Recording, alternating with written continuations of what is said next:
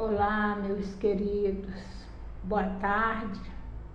Que a bênção de Deus Pai, Deus Filho, Deus Espírito Santo esteja sobre nossas vidas, nossas famílias e nossa nação.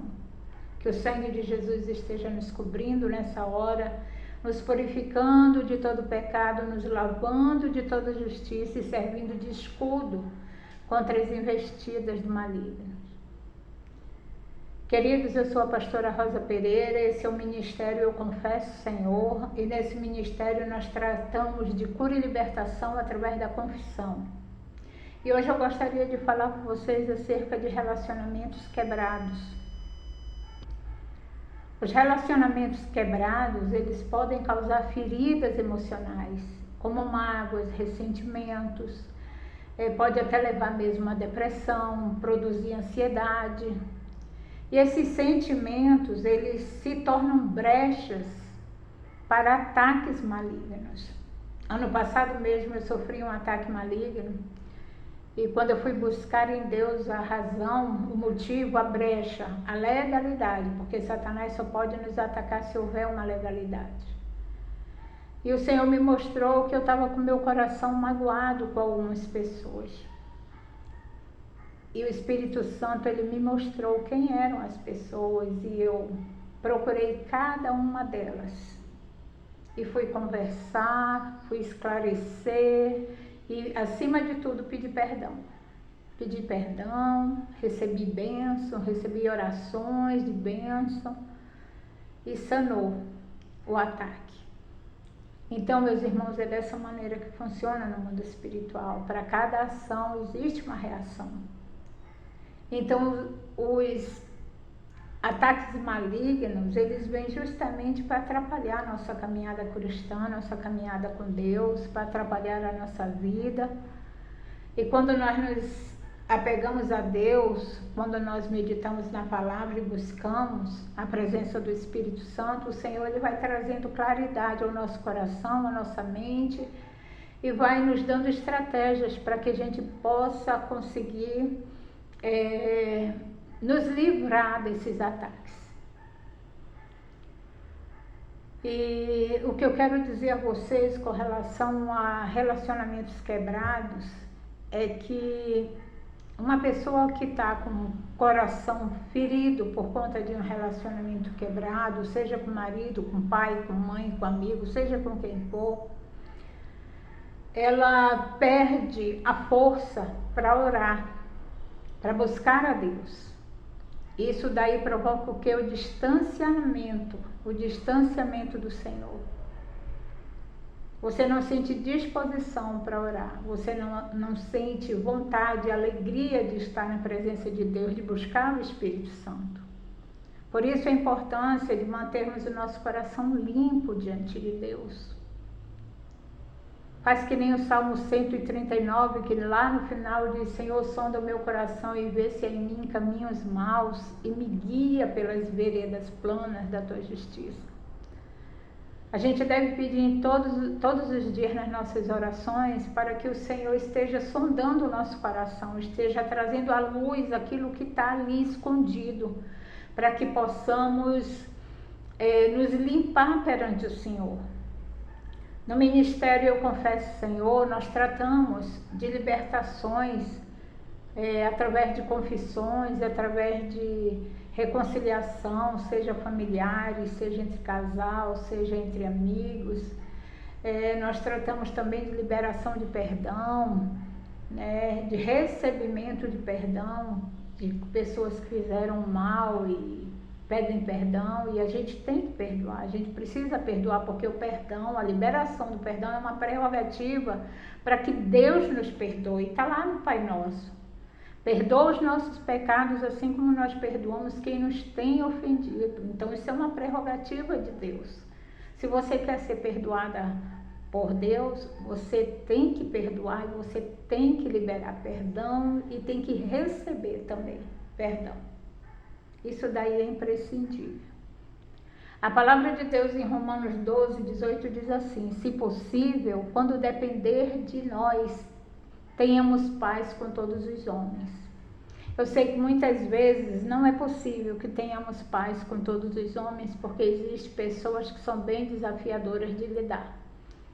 Mas para essas pessoas, o que eu indico a vocês é que vocês orem a Deus pedindo a oportunidade de um encontro, de um dia estar frente a frente com essa pessoa, para poder esclarecer o que tiver que esclarecer e pedir perdão. Se a pessoa lhe acusar, não se justifique, porque a nossa justiça é o Senhor, é Ele quem nos justifica. Você apenas ouça e peça perdão e siga a sua caminhada. Libere a pessoa e seja liberada também. Porque quando nós não liberamos perdão para outra pessoa, nós também ficamos aprisionados. Ah, mas se a outra pessoa não quiser liberar, aí a questão é dela com Deus. Faça a sua parte. Faça a sua parte. A palavra de Deus em 1 Pedro 3,7 diz que o casal, marido e mulher, quando estão brigados, que as orações deles são interrompidas. Isso mostra para nós que a restauração dos relacionamentos é prioridade no reino de Deus. Sabe por quê, irmãos? Porque sem comunhão e unidade não existe uma verdadeira adoração ao Senhor. E eu gostaria de deixar aqui para vocês uma palavra que encontra-se em Mateus, no capítulo 5, do versículo 23 ao 26. Preste atenção no que diz essa palavra. Se, pois, ao trazeres ao altar a tua oferta, e ali te lembrares de que teu irmão tem alguma coisa contra ti, deixa perante o altar a tua oferta. Vai primeiro reconciliar-te com teu irmão, e então, voltando, faz a tua oferta.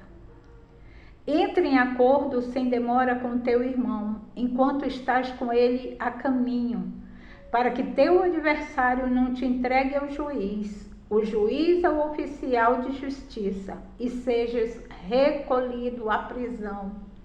Em verdade te digo que não sairás dali enquanto não pagares o último centavo. Olha só, um relacionamento quebrado pode nos lançar numa prisão espiritual.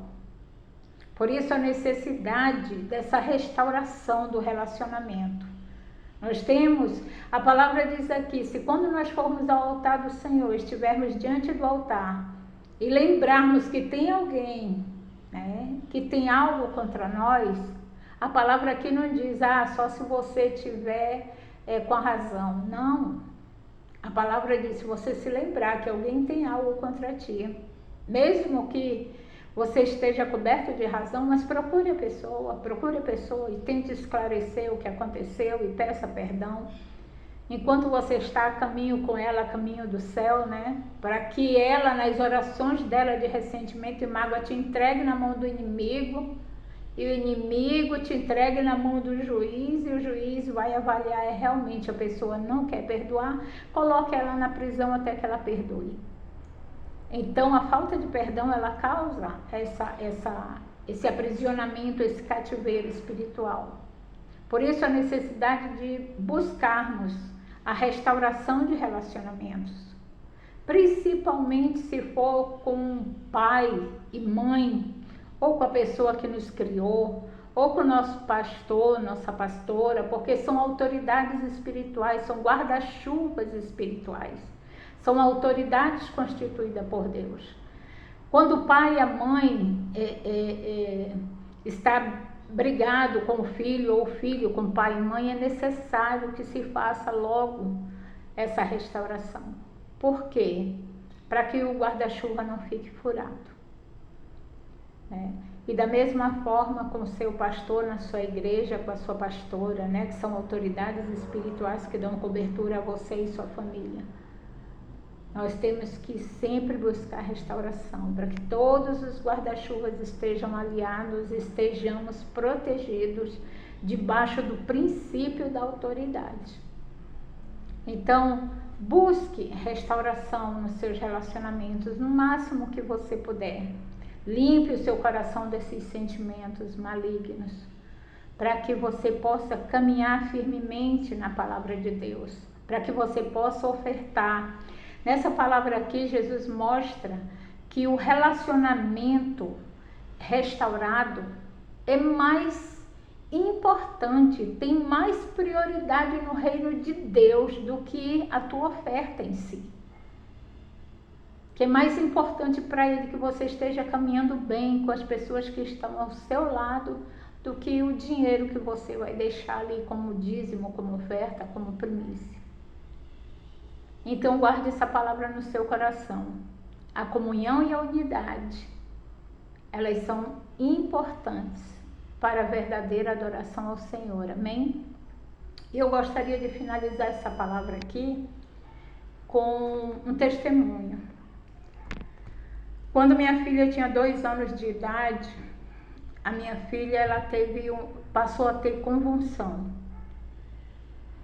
E eu não entendi, eu estava ainda na minha caminhada cristã, isso já faz muitos anos, mas mesmo assim, o dom que Deus me deu, ele é irrevogável. Uma vez que Deus dá o dom para uma pessoa, ele não revoga, ela fica com ela. Então, mesmo sem conhecer muito sobre o reino de Deus naquela época, eu tinha já os dons.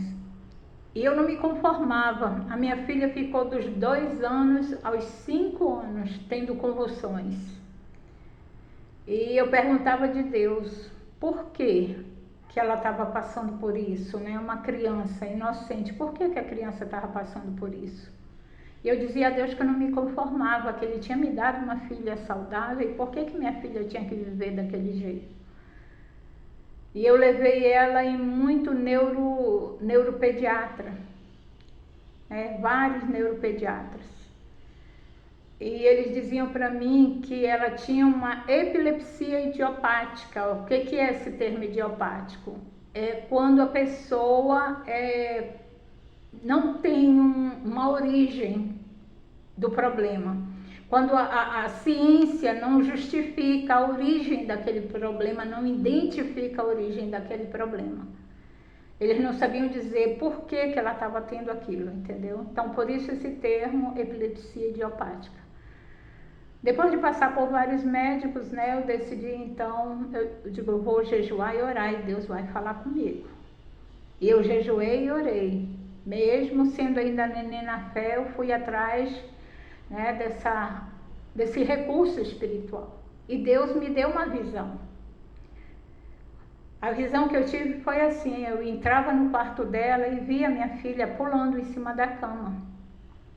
E de repente eu via que saía da parede um escorpião.